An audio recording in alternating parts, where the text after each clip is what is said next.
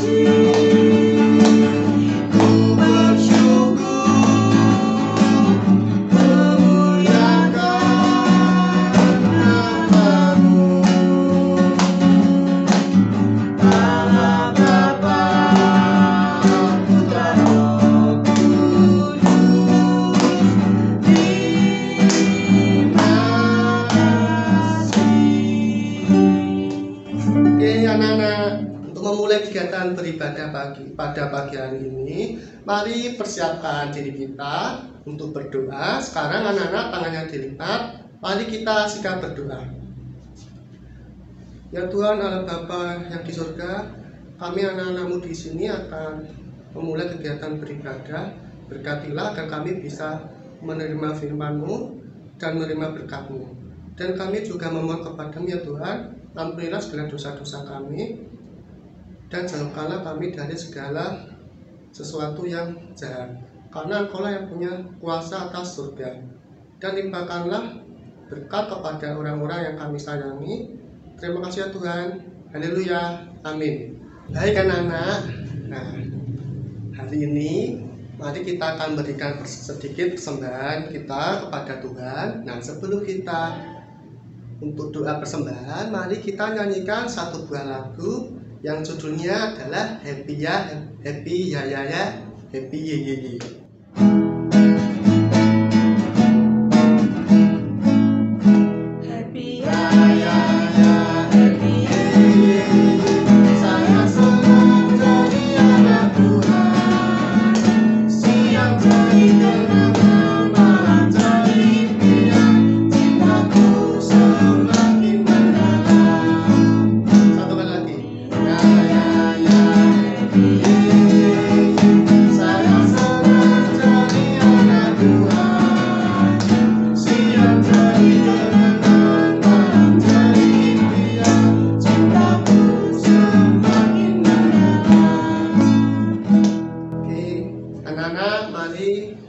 Kita persiapkan diri kita untuk doa persembahan. Mari kita berdoa. Semuanya tangannya dilipat. Tuhan Yesus, hari ini kami akan memberikan sedikit persembahan kepadamu. Berkatilah agar persembahan ini bisa menjadi berkat bagi semua hamba-Mu, dan ampunilah segala dosa-dosa kami. Terima kasih Tuhan Yesus. Amin. Oke, baik anak-anak. Hari ini mari kita mendengarkan firman Tuhan. Nah, firman Tuhan hari ini akan disampaikan oleh Miss Ari. Nah, sebelum kita memasuki firman Tuhan yang disampaikan oleh Miss Ari, Mr. Anda akan mengajak anak-anak untuk mengangkat satu pujian yang judulnya adalah Yesus Sayang Padaku.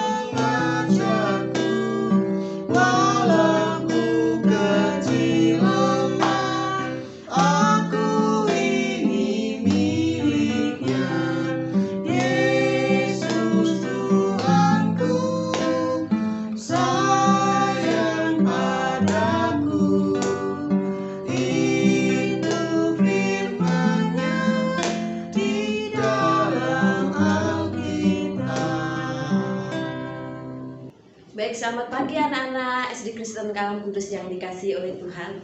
Kita hari ini mau mendengarkan firman Tuhan tentang bagaimana karya Tuhan Yesus ketika dia melakukan pelayanannya di dunia. Nah, minggu-minggu yang lalu kita belajar ya bagaimana Yesus sudah menyembuhkan, bagaimana Yesus sudah membuat hidup kita menjadi sebuah dasar yang kuat ya. Dan hari ini kita mau melanjutkan lagi karya Tuhan Yesus di dalam dunia. Nah, tapi sebelumnya kita akan bersatu di dalam doa. Oke, kita akan berdoa. Tuhan Yesus yang baik, bersyukur Tuhan untuk setiap hari baru yang Tuhan berikan kepada kami. Dan saat ini kami ingin mempersiapkan hati kami untuk mendengarkan firman Tuhan. Kami rindu hidup kami terus dilengkapi oleh firman Tuhan. Kami rindu agar hidup kami boleh terus menjadi berkat untuk setiap orang yang ada di sekitar kami. Terima kasih Tuhan, pusatkan pikiran kami, hati kami, agar kami lebih fokus kepada firman Tuhan. Dalam nama Tuhan Yesus kami berdoa dan mengucap syukur. Amin. Nah, anak-anak yang dikasihi oleh Tuhan kita Yesus Kristus, hari ini kita akan belajar tentang sebuah pelayanan yang dilakukan Tuhan Yesus, tentang penyembuhan yang dilakukan oleh Tuhan Yesus. Nah, kita akan baca bersama-sama Alkitab kita di dalam Injil Matius pasalnya yang ke-8 ayatnya yang ke-5. Oke, kita akan buka, misalnya akan tunggu 1 menit atau 2 menit untuk kalian bisa membukanya. Oke, Injil Matius pasalnya yang ke-8 ayatnya yang ke-5. Oke. Baik, Miss Ari harap semua sudah membuka Alkitabnya dan semua sudah siap untuk membaca firman Tuhan pada pagi hari ini. Nah, kita akan baca, ya kalian boleh membaca bersama-sama di rumah dan Miss Ari akan membacanya di sini. Oke, Yesus menyembuhkan hamba seorang perwira di Kapernaum. Ketika Yesus masuk ke Kapernaum, datanglah seorang perwira mendapatkan dia dan memohon kepadanya, "Tuan, hambaku terbaring di rumah karena sakit lumpuh dan ia sangat menderita." Jadi, ketika Yesus datang ke kota Kapernaum, datanglah seorang perwira. Ya, seorang perwira yang mendapatkan dia dan memohon kepada dia. Dan berkata, "Tuhan, hambaku terbaring di rumah karena sakit lumpuh dan dia sangat menderita." Seorang perwira itu mempunyai jabatan yang tinggi, ya, mempunyai kedudukan yang tinggi dalam kalau saat ini dalam angkatan bersenjata, ya. Tetapi Dia tidak malu untuk datang kepada Yesus, ya, memohon kesembuhan dari hambanya. Ya, kata hamba itu menunjukkan bahwa dia adalah bawahan dari perwira ini, tetapi dia tidak malu. Ya, perwira ini tidak malu untuk datang kepada Yesus memohon kesembuhan untuk hambanya. Nah, ayat selanjutnya kita akan baca.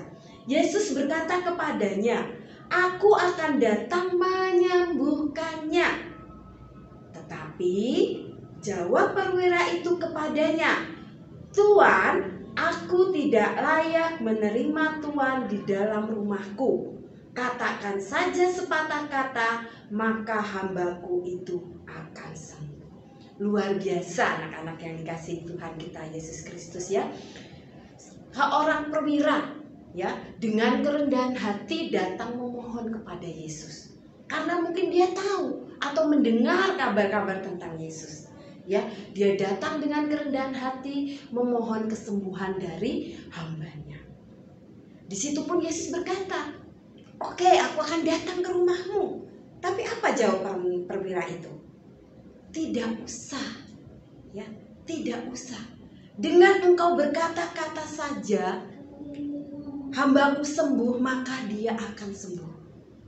Nah, anak-anak yang dikasihi oleh Tuhan kita Yesus Kristus, ini menunjukkan iman, ya. Dia tidak melihat apa yang akan terjadi, tetapi dia percaya, ya, ketika Yesus berkata, itu akan terjadi. Nah, ini satu hal yang sangat luar biasa, ya. Dia yang mungkin tidak terlalu mengenal Yesus secara pribadi, tetapi ketika Yesus berkata, dia bilang tidak usah. Dengan imannya, dia menunjukkan bahwa dia percaya akan perkataan Yesus. Nah, ayat selanjutnya. "Sebab aku sendiri seorang bawahan, dan di bawahku ada pula prajurit. Jika aku berkata kepada salah seorang prajurit itu pergi, maka ia pergi. Dan kepada seorang lagi datang, maka ia datang. Ataupun kepada hambaku, kerjakanlah ini, maka ia mengerjakannya." Nah, anak-anak yang dikasihi oleh Tuhan kita Yesus Kristus, dia mengumpamakan ketika dia memberi perintah kepada bawahan, itu yang dikerjakan. Nah, dia menganggap dirinya ini adalah bawahan, ya, menganggap dirinya ini bahwa tidak layak, ya, karena dia tahu tentang siapa Yesus, sehingga apapun yang Yesus katakan, itulah yang akan dia kerjakan, karena dia merasa bahwa dirinya adalah seorang bawahan. Lanjut ke ayat berikutnya. "Setelah Yesus mendengar hal itu, heranlah ia dan berkata kepada mereka yang mengikutnya, 'Aku berkata kepadamu, sesungguhnya iman sebesar ini tidak pernah aku jumpai pada seorang pun di antara orang Israel. Dan aku berkata kepadamu, banyak orang akan datang dari timur dan barat dan duduk makan bersama-sama dengan Abraham, Ishak dan Yakub di dalam kerajaan surga. Sedangkan anak-anak kerajaan itu akan dicampakkan ke dalam kegelapan yang paling gelap. Di sanalah akan terdapat ratap dan gertak gigi.' Lalu Yesus berkata kepada perwira itu, 'Pulanglah dan jadilah kepadamu seperti yang engkau percaya.' Maka pada saat itu juga sembuhlah hambanya." Ya, Tuhan Yesus sangat memuji iman dari perwira ini. Ya, mungkin kita bayangkan, ya, selama Yesus melakukan pelayanannya, selama dia berjalan dari satu kota ke kota lain, dia tidak melihat, ya, iman sebesar ini. Ya, Yesus yang begitu luar biasa, yang begitu berkuasa, kagum dengan iman dari seorang perwira. Ya, dia tidak melihat, tetapi dia percaya. Ya, dari perwira ini kita belajar beberapa hal. Yang pertama, ya, kita harus mengenal siapa Allah kita, siapa Yesus yang kita sembah. Ya, ketika kita sudah mengenal Dia, kita boleh merendahkan diri di hadapannya. Kita mau menjadi hamba di hadapannya. Kita mau mengerjakan apapun yang Tuhan inginkan dalam hidup kita. Walaupun mungkin kadang kita mempunyai kedudukan yang tinggi, walaupun mungkin kita di dunia ini mempunyai harta yang banyak, tetapi di hadapan Tuhan kita adalah seorang hamba. Ya. Dan yang ketiga, kita harus tetap percaya. Kita mungkin tidak tahu apa yang akan terjadi di depan kita. Kita tidak tahu apa yang terjadi di masa depan kita. Tetapi dengan iman kita percaya janji Tuhan tidak pernah salah. Dan janji Tuhan selalu ditepati. Dan biarlah dengan hidup kita yang selalu berserah kepada Tuhan, percaya kepada Tuhan, dan menjadi hamba Tuhan, merendahkan diri di hadapan Tuhan, boleh menjadi berkat untuk orang-orang lain. Dan orang lain boleh melihat Tuhan Yesus hidup di dalam diri kita, di dalam diri anak-anak sekalian. Biarlah firman Tuhan pada pagi hari ini terus mengingatkan kita, mengajarkan kita, khususnya Miss Aris secara pribadi dan kalian anak-anak yang ada di rumah, untuk boleh kita mengenal Tuhan kita dengan lebih dekat, dengan merendahkan diri di hadapan Tuhan dan melakukan setiap perintah-perintahnya. Kita bersatu di dalam doa. Tuhan Yesus yang penuh kasih, terima kasih Tuhan untuk firman-Mu pada pagi hari ini, yang terus mengajarkan kami, mengingat kami dan membentuk kami menjadi pribadi-pribadi yang lebih baik lagi di hadapan Tuhan. Mungkin akan selalu banyak godaan, mungkin akan selalu banyak tantangan dalam kehidupan kami dalam mengikut Engkau Tuhan. Tapi kami percaya, kami rindu bisa menjadi seperti seorang perwira ini, yang tetap percaya dan tetap beriman kepada Engkau, dan tetap yakin bahwa janji-janji Tuhan selalu ada buat hidup kami. Terima kasih Tuhan Yesus, di dalam nama Tuhan Yesus kami berdoa dan mengucap syukur. Amin. Tuhan Yesus memberkati. Oke, baik anak-anak, kita akan mengakhiri ibadah kita pada pagi hari ini. Nanti doa penutup akan disampaikan oleh Pendeta Heri. Nah, sebelum kita mengakhiri ibadah, mari kita mengangkat pujian. Judulnya adalah Bapa Terima Kasih.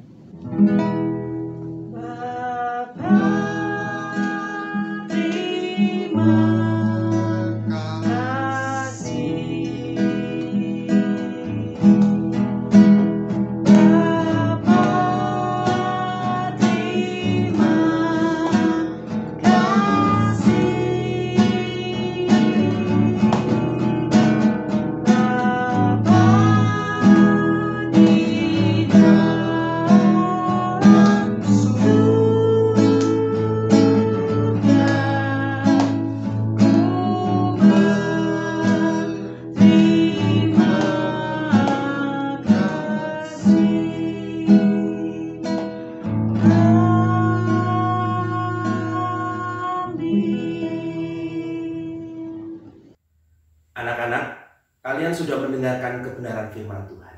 Bagi setiap kalian yang bertekad untuk menyimpannya di dalam hati dan melakukannya di dalam hidup sehari-hari, terimalah berkat Tuhan.